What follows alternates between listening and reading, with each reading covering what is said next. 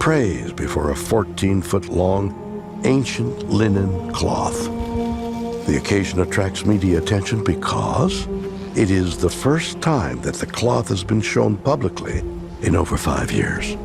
Every year, huge crowds gather in ancient churches to catch a quick glimpse of legendary holy objects.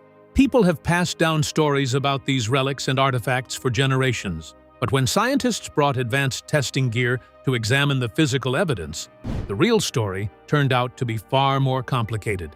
There's a number of people who are completely convinced that the shroud is authentic, no matter how hard you try to reproduce it or to explain by natural means. In this video, we are looking at 10 famous religious relics and the fascinating archaeological discoveries that changed what we know about them today. Think about what happens when a church opens a sealed vault and hands a sacred treasure over to a team of scientists. In an instant, centuries of carefully preserved tradition hang in the balance. A single carbon test or chemical scan can instantly expose a world-famous relic as a medieval fake. Yet, time after time, researchers have walked into dark cathedral basements only to end up completely baffled by the physical evidence. Some artifacts turned out to be clever tricks, while others posed a major challenge for historians who could not explain what the laboratory machines were seeing. The Titulus Crucis. In the basement chapel of Santa Croce, in Gerusalemme, in Rome, there is a worn piece of walnut wood about 25 centimeters long. For hundreds of years, pilgrims believed this was the actual sign nailed above Jesus at the crucifixion, brought from Jerusalem by Empress Helena in the 4th century. The inscription shows the words, "Jesus of Nazareth, King of the Jews," carved in Hebrew, Greek, and Latin. For a very long time, nobody was allowed to test the wood directly, which only made people more curious. Epigraphers who studied the text from a distance noticed a strange detail right away. The Hebrew text was written from right to left, which is totally normal. But the Greek and Latin lines were also written backwards, moving from right to left as well. Some experts argued that a 1st-century Roman scribe from Judea might have naturally written that way out of habit. Others thought it looked like a medieval forgery made by someone who did not know better. To end the debate once and for all, scientists from Rome Tre University were finally allowed to run official radiocarbon tests on the artifact in 2002. They carefully extracted tiny samples from the wood to figure out its actual age. The test results came back and were a complete shock to everyone. You see, the wood did not come from the 1st century at all. Instead, the carbon dating placed the wood somewhere between the years 1020 and 1150. That meant the object in the chapel was a medieval creation made over 1,000 years after the crucifixion. Language scholars re-examined the backwards lettering and realized it matched a specific scribal style popular in European monasteries during the High Middle Ages. But where the Titulus Crucis turned out to be nothing more than a medieval copy, another famous relic, a piece of cloth in Spain, held something scientists couldn't explain away: real human biological evidence. The sudarium of Oviedo. Unlike the shroud of Turin, which displays a full-body image, the sudarium of Oviedo is just a small piece of linen covered in dark, rusty stains. Stored safely inside a locked silver chest in northern Spain since the 8th century, church tradition says this exact cloth covered the face of Jesus right after he died on the cross. Because the fabric does not display a visible face or body outline on it, researchers decided to approach the artifact purely as if it were a modern crime scene sample. During the late 20th century, forensic scientists from the Spanish Center for Syndenology ran detailed laboratory tests on the cloth. Their chemical analysis proved that those dark marks were not paint, but actual human blood mixed with fluid from the lungs. That specific mixture is consistent with what happens when a person dies from asphyxiation. On top of that, the team identified the blood as type AB. While that blood type is somewhat rare worldwide, it is actually far more common among populations in the Middle East. Most importantly, high-powered microscopes showed no trace of paint, ink, or artificial dyes anywhere on the fibers, meaning nobody painted those spots onto the fabric. Then things got really interesting when researchers started analyzing the microscopic dust trapped inside the threads of the cloth. A Swiss criminologist named Max Frey took early samples from the fabric and claimed he found pollen grains from local plants native to Jerusalem. At first, that sounded like an incredible breakthrough for believers. But then Frey's professional reputation collapsed in 1982 when he famously authenticated the forged Hitler diaries as real. His messy notes and lack of proper records left serious scholars wondering if his pollen claims on the sudarium were completely made up. To clear up all that confusion, modern palynologists like Dr. Carmen Gomez Ferreras later stepped in to perform properly documented testing. Her updated work confirmed that while Frey's old methods were definitely open to criticism, the fabric really did contain ancient plant spores native to the Mediterranean basin. The blood of San Gennaro. If you travel to Naples Cathedral on certain special feast days, you will witness an event called the Feast of San Gennaro that local believers have celebrated for over 600 years. During this event, the archbishop picks up a glass vial, inside which there is a dark, solid mass said to be the dried blood of San Gennaro, who was an early bishop that was martyred back in the year 305. The archbishop picks up the sealed reliquary, turns it over in front of thousands of waiting spectators, and suddenly, the solid substance transforms into a bright red liquid right before their eyes. The crowd goes wild, celebrating what the church calls a miraculous sign of protection for the city. For a long time, skeptics claimed the whole thing was a cheap magic trick, but scientific studies have made the story a lot more complex. Back in 1902 and again in 1988, scientists were allowed to shine light beams directly through the sealed glass vials without opening them. They used a technique called spectroscopy to measure how the substance absorbed different light waves. The testing picked up specific light patterns that are characteristic of real hemoglobin, which strongly suggests that actual biological blood is present inside the container. So, if real blood is in there, how on earth does it change from a solid clump to a flowing liquid just from being moved around?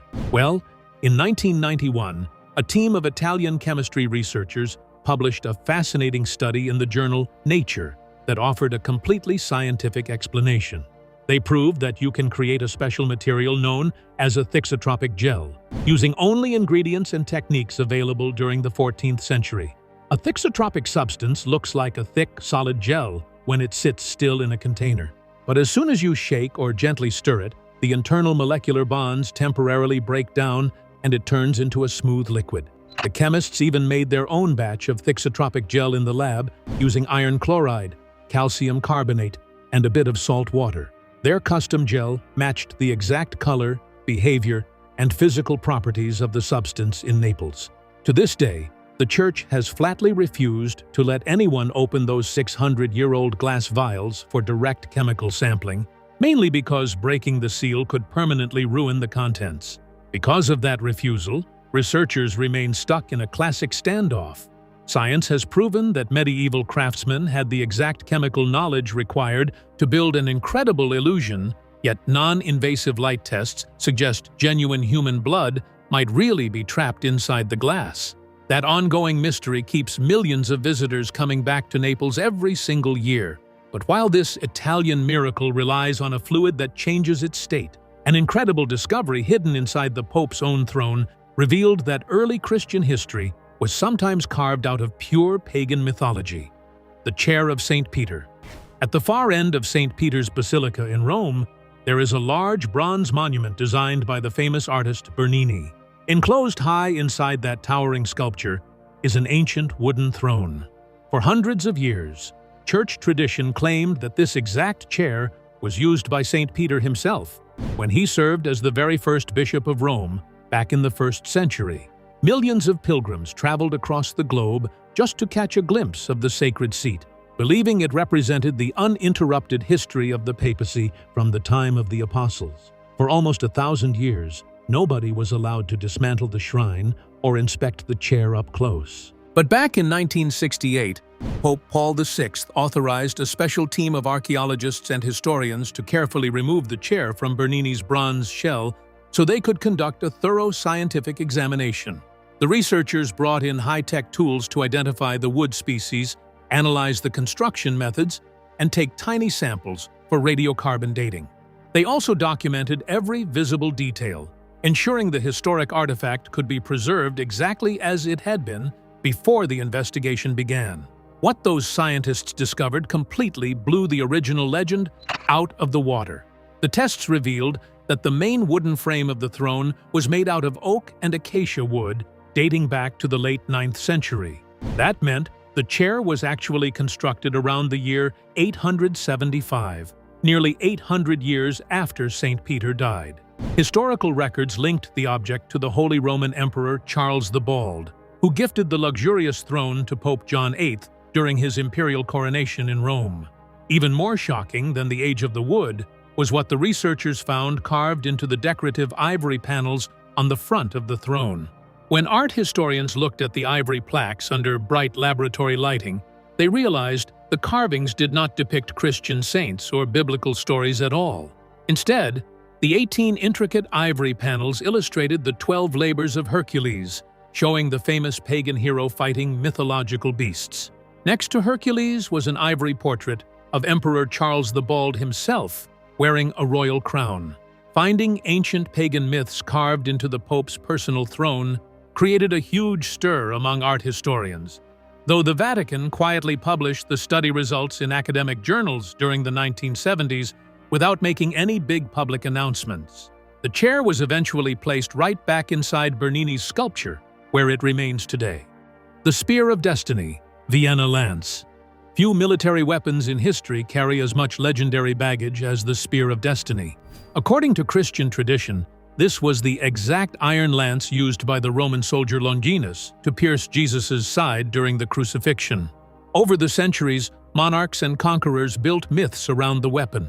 Popular legends claimed that whoever possessed the lance held the fate of the world in their hands, which is why historical figures like Charlemagne and even Adolf Hitler were obsessed with owning it. The most famous version of this relic is in the Hofburg Palace treasury in Vienna, Austria. The artifact looks like a long, ornate steel blade held together by brass crosses, leather wraps, and a striking gold sleeve wrapped around its middle. For a long time, believers insisted that the core of the blade went all the way back to 1st century Judea. But in 2003, British metallurgist Dr. Robert Feather was given permission to put the weapon through a series of modern scientific checks. Dr. Feather and his team used advanced X-ray fluorescence and non-invasive spectroscopic tests to examine the metal alloys without cutting into the weapon. What the team found was pretty mind-blowing. The metallurgical tests showed that the main iron blade was not forged in the 1st century at all. Instead, the metal composition matched standard Carolingian weapon designs from around the 7th or 8th century. That proved the spearhead itself was a medieval creation, made long after the crucifixion took place. However, the scientific story did not stop there.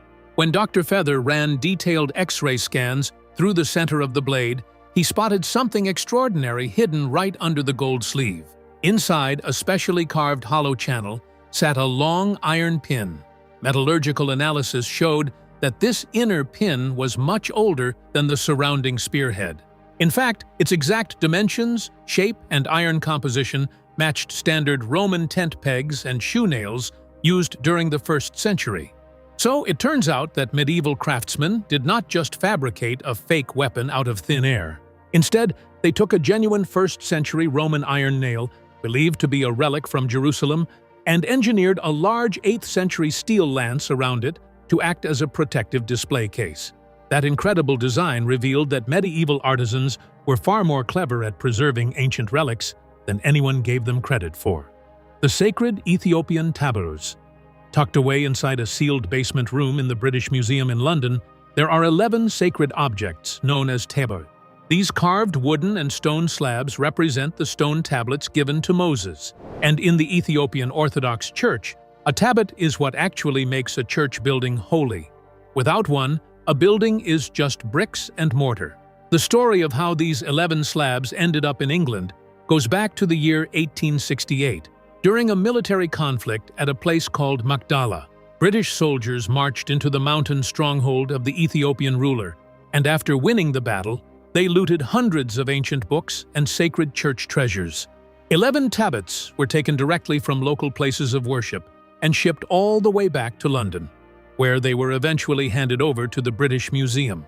But unlike regular museum objects that get placed under bright glass cases for millions of tourists to look at, these slabs created a huge problem for the curators.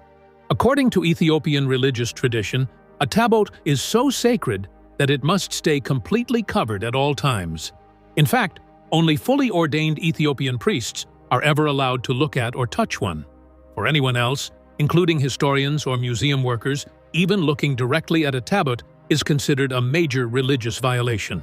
Because of those deep beliefs, the museum made a really unusual choice that blew people away.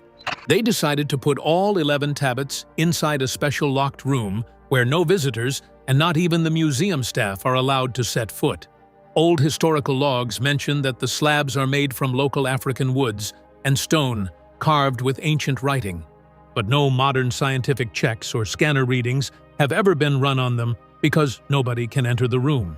In recent years, lawyers and historians have pushed hard for the museum to send the slabs back home to Africa. Their main argument is pretty simple. Since the museum cannot display these items to the public, and since scientists are not allowed to study them anyway, keeping them locked in a dark room thousands of miles away does not make much sense. While politicians and church leaders keep arguing about who should own them, the 11 slabs remains in complete darkness, untouched by modern technology simply because everyone respects the ancient rules surrounding them. The Shroud of Turin. If you ask anyone to name a famous religious relic, chances are the Shroud of Turin pops into their head first. Kept inside a protective climate-controlled case in Turin Cathedral in Italy, this 14-foot piece of linen features the faint, mysterious image of a man who appears to have suffered severe physical trauma consistent with Roman crucifixion. For so long, millions of people believed this was the actual burial cloth wrapped around Jesus after he was taken down from the cross. What makes the shroud so unusual is that the image appears like a photographic negative. Back in 1898, an Italian photographer named Secondo Pia snapped the very first photograph of the cloth, and when he looked at his glass negative plate in the darkroom, the faint markings suddenly transformed into a detailed, three-dimensional portrait of a bearded man. That discovery completely shocked the world and kicked off decades of intense scientific study.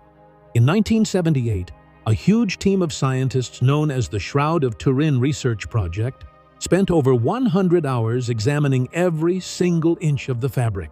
They brought in sticky tape samples, ultraviolet lights, and X-ray machines. Their findings surprised everyone because they proved there were no paint strokes or artificial dyes anywhere on the cloth. The image was made up of a razor-thin discoloration on the very top layer of the linen fibers, almost as if the fabric had been lightly scorched by a sudden burst of energy. To get a definitive answer about its age, church leaders finally allowed lab testing in 1988. Scientists carefully snipped a small strip from the corner of the cloth, divided it up, and sent the samples to 3 independent laboratories in Oxford, Tucson, and Zurich.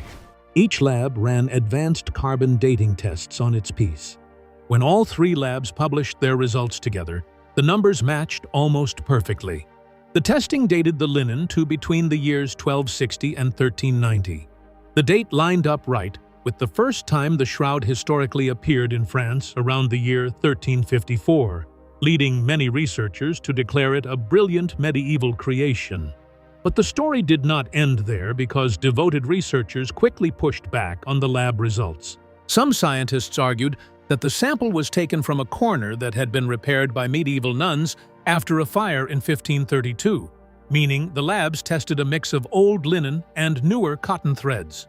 Others claimed that centuries of smoke, bacteria, and handling corrupted the carbon levels. While mainstream science still stands firmly by the medieval dates from the 1988 testing, researchers are still debating how that strange negative image got onto the fabric in the first place without any paint. And it remains one of the biggest head-scratchers in modern archaeology: the Holy Coat of Trier. In Trier Cathedral in Western Germany, there is an ancient tunic known as the Holy Coat of Trier that has been preserved inside a special climate-controlled shrine. According to long-standing Christian tradition, This is the seamless garment worn by Jesus before his execution, the very robe that Roman soldiers gambled for at the foot of the cross. According to the history of the Church, Empress Helena brought the robe back from Jerusalem during her 4th century pilgrimage and gifted it to the city of Trier. Unlike relics that are shown to the public every single year, the holy coat is kept hidden away inside its glass shrine, brought out for public viewing only once every few decades. Millions of pilgrims travel to Germany whenever an exposition takes place, eager to catch a rare glimpse of the dark, tunic-shaped garment. But for scientists and textile specialists, looking at the robe under bright laboratory lights raised a completely different set of questions. For a long time, skeptics wondered why the Church refused to allow radiocarbon testing on the garment. Many assumed Church leaders were terrified that carbon dating would expose the robe as a medieval forgery.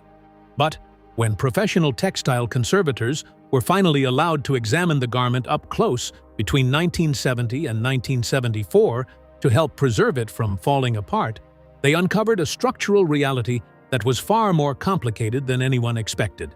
When specialists examined the robe under microscopic magnification, they discovered that the holy coat is not just a single piece of cloth. Instead, it is a complex, multi-layered composite fabric stitched together like an onion over centuries. The innermost core consists of a very delicate, plain weave wool or cotton fabric that is severely degraded. To protect that fragile original core from crumbling into dust, caretakers over the centuries continuously added new protective layers right over it. Examiners identified fine silk gauze, rich taffeta, stiffening glues, and protective linings stitched directly onto the tunic during major restoration efforts in the 16th, 19th, and 20th centuries. In total, textile experts counted over 19 different fabric layers making up the garment today. This structural layering is known in archaeology as textile stratigraphy, and it creates a huge headache for modern scientists. This is because to run an accurate radiocarbon test, scientists have to cut out a clean sample of the original inner fabric without mixing in any of the newer silk threads, adhesives, or repair patches added hundreds of years later. Because those protective layers are so tightly bound and glued to the original core, isolating a pure sample without destroying the garment is practically impossible. The volto santo of Manoppello. Volto santo, or holy face, is a sacred veil that is currently kept in a small church in the hill town of Manoppello in central Italy. The sheer cloth shows the face of a long-haired man with open eyes and visible facial wounds. Some independent researchers argue that this object is actually the missing veil of Veronica, stolen from St. Peter's Basilica back during the 16th century. However, the Vatican maintains its own separate, highly guarded veil in Rome, which left scholars locked in a lively debate over which cloth is the real historical article. Beyond the debatex over its identity, what really caught the attention of researchers was the material itself. Popular authors and local researchers claimed for years that the veil was woven from byssus, an ancient and ultra-rare material also known as sea silk. Byssus is made from the fine golden threads harvested from giant Mediterranean fan mussels. Because sea silk is notoriously difficult to dye and virtually impossible to paint on using traditional oils, believers insisted that the image on the veil must have been created by a miracle. That dramatic claim sounded amazing until scientists brought actual laboratory equipment to examine the threads. In 2010, researcher Giulio Fanti performed a detailed microscopic study on the fibers under specialized lighting. His tests showed that the optical properties and physical structure of the threads match fine flax or linen, not sea silk at all. Also, art historians pointed out that painting on byssus was not impossible after all. Renaissance writer Giorgio Vasari actually documented famous artists like Albrecht Dürer painting fine artwork on sea silk back in the 16th century. Even as a fine linen weave, the artifact is still a fascinating riddle for art conservators. The cloth is almost completely see-through, so much so that you can easily read a newspaper held right behind it. Yet, the face remains clearly visible from both sides. When light shines directly through the fabric, the image seems to disappear entirely, only to reappear when backlighting changes. High-resolution scans showed no thick gesso base and no obvious brush marks clogging the tiny gaps between the threads. So, while scientific testing debunked the popular myth about miraculous sea silk, the delicate optical properties of the veil leave art historians fascinated by Renaissance and late antique dyeing methods. But while scholars can freely debate the chemistry of the veil in Manoppello, our final story covers a holy object that became so controversial, the Church threatened to excommunicate anyone who spoke its name, the relic of Calcutta, the holy prepuse. To wrap up our journey through history, we have to talk about a relic that was widely worshipped by the medieval church for hundreds of years, but eventually became so awkward that church authorities tried to wipe its memory from the record books entirely. The object in question is the holy prepuse, claimed to be the foreskin removed from Jesus during his circumcision 8 days after his birth. In medieval Europe, this was considered one of the most precious physical remnants of Christ's earthly body, because, unlike clothes or wooden signs, it was actual living tissue. According to historical legends, Emperor Charlemagne received the relic as a gift from an angel around the year 800 and later presented it to Pope Leo III. But as trade routes expanded and pilgrimage travel boomed during the Middle Ages, a bizarre problem started cropping up across Europe. Multiple towns and abbeys suddenly claimed that they owned the true, authentic relic. At one point in history, as many as 18 different churches across France, Germany, and Italy were displaying competing versions of the exact same relic, all drawing large crowds and generating substantial donations. The most famous version ended up in the tiny, cliffside Italian village of Calcutta, north of Rome. Local tradition claimed that a soldier stole the reliquary during the sack of Rome in 1527, got captured in Calcutta, and hid the jewel-encrusted case in his prison cell wall. When the case was discovered decades later, the village built a huge annual festival around it. Every single year on January 1st, the local priest carried the jeweled vessel through the cobblestone streets, while thousands of pilgrims cheered. But as society moved into the modern era, and the Protestant Reformation gained momentum, critics began mocking these competing physical relics ruthlessly. Church leaders grew more and more embarrassed by the public spectacles and awkward theological questions surrounding the physical tissue. To put an end to all that unwanted attention, the Vatican took a drastic step in the year 1900. The Holy See issued an official decree, warning that anyone who spoke or published anything about the holy prepuse would face immediate excommunication from the church. Despite the gag order, the villagers in Calcutta quietly kept holding their small local procession every year without saying the forbidden name out loud. Then the final plot twist happened in 1983. On the eve of the annual festival, the local village priest made a shocking announcement to his congregation, saying that someone had broken into his home and stolen the ancient reliquary right out of his bedroom closet. The priceless case and its contents vanished without a trace, and despite investigations by Italian police, the relic was never recovered. Whether the theft was carried out by art thieves, private collectors, or someone trying to permanently bury a controversial piece of history remains an unsolved mystery. So, which of these incredible scientific discoveries fascinated you the most? Do you think these so-called religious artifacts are really what they're painted to be? Leave your answers in the comments below. Don't forget to like the video and subscribe to the channel. Thank you for watching, and if you enjoy this video, please click on the next one on your screen.